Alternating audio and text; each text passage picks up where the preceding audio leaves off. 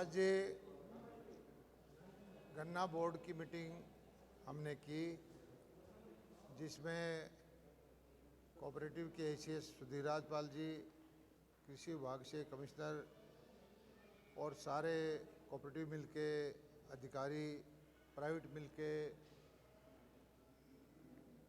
पदाधिकारी, जो उनके मैनेजमेंट के लोग और हमारे गन्ना बोर्ड के मेंबर, किसान भाई, सब ने विस्तृत चर्चा की। सभी की राय ली गई और पिछले साल का लेखा जोखा उसका आकलन किया गया। अगले साल की योजनाएं बनाई गई और खुशी की बात यह है कि इस बार पेराई पिछले साल से ज़्यादा हुई है। 754 लाख क्विंटल की बजाय 770 लाख क्विंटल की पेराई इस बार की और रिकवरी भी जो है पिछले साल गन्ने की 9.47 थी, जो बढ़ करके 9.70 हो गई है। रिकवरी भी ज़्यादा आई है, 9.47% से 9.7% हो गई है। और किसानों को हम 2819 करोड़ रुपए की पेमेंट कर चुके हैं। एक मिल को छोड़ करके, उस मिल का क्योंकि बाइफर में गया हुआ है, सुप्रीम कोर्ट में, हाई कोर्ट में डिस्प्यूट चले गए और उस मिल का मैनेजमेंट हमने सरकार अपने आप चला रही है, उसको छोड़ करके बाकी सब की पेमेंट हम कर चुके हैं। सरकार ने भी 194 करोड़ रुपए की सब्सिडी अपने पास से दी है ताकि किसानों को सहायता मिल सके। और अगले साल का जो गन्ने की किस्म है, नई एक वैरायटी आई है 15-023, उसकी ईल्ड ज़्यादा आती है और उसमें रिकवरी भी ज़्यादा है। अर्ली वैरायटी है वो। उसका बीज बढ़ाने के लिए हमारा कृषि विभाग योजना देगा। जिसके पास, किसान के पास वो बीज उपलब्ध है, उसको हम सब्सिडी देंगे और उससे बीज लेकर के जो किसान फसल बोएगा उसको भी कुछ सब्सिडी देंगे ताकि वो वाला बीज जल्दी से जल्दी तैयार हो सके और आगे गन्ने की मात्रा ना कम हो। हमारा ये टारगेट दिया गया है कि आने वाले साल में हमारे जो कोऑपरेटिव मिल है उसमें एथेनॉल के प्लांट लगाए जाएं, क्योंकि एथेनॉल ब्लेंडिंग का काम भारत सरकार ने शुरू कर दिया है। इससे विदेशी मुद्रा बचती है, देश का पैसा देश में रह जाता है। तो उसका हमने टारगेट दिया है मिलों को कि वो एथेनॉल के प्लांट जल्दी लगाएं। और प्राइवेट जो मिल हैं उन्होंने ऑलरेडी अपनी कैपेसिटी को बढ़ा दिया, वो एथेनॉल पैदा कर रहे हैं। और इस तरह से गन्ना किसानों के हित में सब विचार विमर्श किया और सबसे आखिर में सबके विचार जाने। जो किसानों के प्रतिनिधि हैं मेरे साथ खड़े हैं, मिल के प्रतिनिधि हैं, कोऑपरेटिव सेक्टर के, और सारा विचार विमर्श करके ये फैसला लिया गया है कि गन्ने का रेट का फैसला भी 1-2 दिन में हम घोषणा कर देंगे और ये चीफ मिनिस्टर की अप्रूवल के बाद आपको बताया जाएगा। ये ज़रूर है कि गन्ने का रेट हम बढ़ाने जा रहे हैं। धन्यवाद। मौजूदा समय में कितना रेट है सर? गन्ने का मौजूदा समय में कितना रेट है और कहाँ तक जो है उसे बढ़ाया जाएगा? ये राशि आप मैंने बता, आप मेरे बात को घुमा रहे हो। मैंने कहा कि मुख्यमंत्री जी के अप्रूवल के बाद ही ये चीज़ की घोषणा होगी। इसका फैसला 1-2 दिन के अंदर कर देंगे। और अभी जो रेट है हमारा 372 रुपये है। आज तक हमारा रेट जो है देश के अंदर पिछले 10-12 साल से ऑल टाइम हाई था। एक साल को छोड़ करके जब पंजाब ने गन्ने का रेट हमारे से थोड़ा सा ज़्यादा दिया था, लेकिन पंजाब की पेमेंट हमारे से बेहतर नहीं हो, पेमेंट नहीं कर पा रहा। हमारी पेमेंट किसानों के लिए सबसे बेहतर है। सारी पेमेंट हम कर चुके हैं, सिर्फ एक जो डिस्ट्रेस में है एक मिल, उसको छोड़ करके।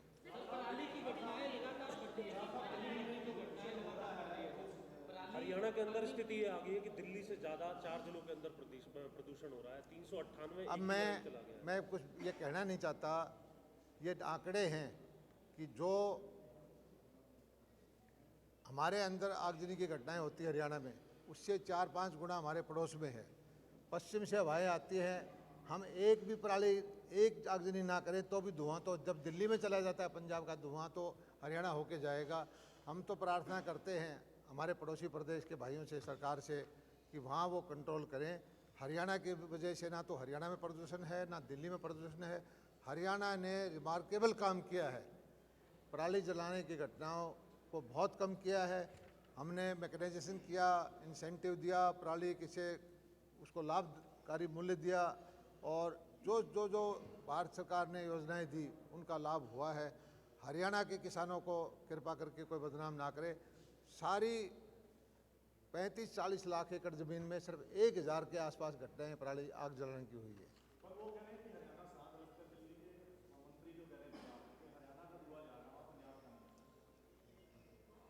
अब उनके कहने से कुछ होता नहीं। जब आंकड़े नासा का सैटेलाइट का डाटा आता है वो साफ दिखाता है कि पंजाब में कितनी जगह आग लगी, हरियाणा में कितनी जगह आग लगी। मैं तो इतना ही कहता हूँ कि हमारे यहाँ बेस्ट प्रैक्टिसेस अपने अपनाई है, किसानों का सहयोग मिला है और बहुत ही नगण्य घटनाएं घटी हैं। ये डाटा आपके सामने है, आप कहीं से भी देख सकते हैं। हमारे यहाँ से 5 गुना ज़्यादा आगजनी की घटनाएं पंजाब में हैं। बहुत सारे मशीनें भी सब्सिडी पे भी दी हैं जी। हमने एथेनॉल बनाने के लिए कोऑपरेटिव मिल में पानीपत में और मिलों को सभी को टारगेट दिया है कि आप एथेनॉल के प्लांट लगाएं। इससे गन्ना किसानों को फ़ायदा होगा और मिल की हालत भी सुधरेगी। और इसके अलावा भी हमको एथेनॉल बनाने के 3 तरह के प्लांट हैं। एक तो प्योर चीनी बन के जो मोलाइसिस से एथेनॉल बनता है, एक थोड़ी सी चीनी मात्रा छोड़ करके फिर उसके एथेनॉल बनता है, एक सीधा रस से एथेनॉल बनता है।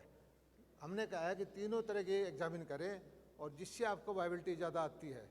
हमारा मकसद ये है कि विदेशी मुद्रा बचे, किसान को फ़ायदा हो और इस प्लांट को जल्दी से जल्दी लगाएं। बात सो दो प्लांट हैं उनको बड़े बड़े 1,60,000 लीटर का शाहबाद और बादशाह 2-3 प्लांट में चालू है। राउंड फिगर जो है वो कर देनी चाहिए, 400 रुपये प्रति क्विंटल जो है वो कर दिया जाना चाहिए। तो इस बार किसान जो है वो उम्मीद लगाएं कि 400 रुपये से अधिक या फिर 400 रुपये तक जो है वो हो जाएगा। हुड्डा साहब के वक्त से बाजरे का भाव उस वक्त जो था, किसान सब तरह का हिसाब देखना पड़ता है, उससे हमने 2.5 गुना कर दिया। सरसों का भाव है दुगने से ज़्यादा है और फसलों का भाव दुगने से ज़्यादा है। और गन्ना किसानों के हित में भी हम फैसला लेने जा रहे हैं। और हरियाणा सबसे ज़्यादा फसल खरीदते हैं, सबसे ज़्यादा बीमे का पैसा देते हैं, सबसे ज़्यादा खराबे का पैसा देते हैं, माइक्रो इरिगेशन की वो सब्सिडी हम सबसे ज़्यादा देते हैं। सबसे बड़ी मंडी देश में हम बनाने जा रहे हैं। और किसान के हित में जितना फैसला हमने किया है किसी प्रदेश में नहीं है। हुड्डा साहब के वक्त के साथ डाटा आप कंपेयर करेंगे, हमारे सामने कहीं नहीं ठहरते। सर, गेहूं बिजाई के लिए खाद की क्या पोजीशन है? खाद पिछले साल जो बिजाई के वक्त में इस वक्त ज़रूरत है डीएपी की।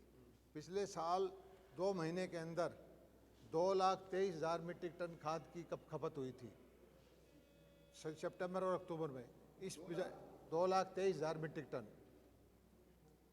और इस बार हम 2,40,000 के आसपास खाद दे चुके हैं किसान को। और हमारे पास लगभग 50,000 मीट्रिक टन हमारे पास स्टॉक है। अभी ये बिजाई के वक्त में, चाहे सरसों की बिजाई में डीएपी चाहिए, गेहूं की बिजाई में, गेहूं की बिजाई अभी कहीं शुरू नहीं हुई है। खाद की बिल्कुल कमी नहीं है, पर्याप्त खाद है। और यूरिया जो है जितना चाहिए उससे ज़्यादा हमारे पास है। ये अफवाह फैला करके, झूठे बयान दे करके गुमराह करने की लोग कोशिश करते हैं। किसी भी किसान को किसी भी तरह की खाद की कोई समस्या नहीं रहेगी। इतना ही जरूर मैं प्रार्थना करता हूँ कि आगे 2 महीने बाद जो खाद चाहिए उसको, या 1 महीने बाद चाहिए उसको, तुरंत ना लें। अभी बिजाई के वक्त की खाद जितनी चाहिए उससे ज़्यादा हम बांट चुके हैं। सर, भगवंत मान कल अपने जो विपक्षी तमाम जो नेता हैं उनके साथ एक चर्चा करने की बात कर रहे हैं। SYL का भी उसमें जो है मुद्दा हुआ आ सकता है, क्योंकि विपक्षियों की तरफ से सवाल उठाए गए थे भगवंत मान पर अपनी पैरवी ठीक से ना करने को लेकर। मैं हरियाणा के अंदर केजरीवाल जी ने हर ज़िले के अंदर एक मंत्री की ड्यूटी लगाई है वोट मांगने के लिए। केजरीवाल जी खुद भी आकर के हरियाणा में वोट मांगते हैं और साथ में ये भी कहते हैं कि हरियाणा को एक बूंद पानी ना दें। मैं हरियाणा के किसानों को ये कहना चाहता हूँ कि आपको आपका हक ना दे करके और आपके घावों पर नमक छिड़कने का काम करते हैं, आपके यहाँ आकर के वोट मांगते हैं, कृपा करके इस बात का संज्ञान लें। धन्यवाद। सर इसके अलावा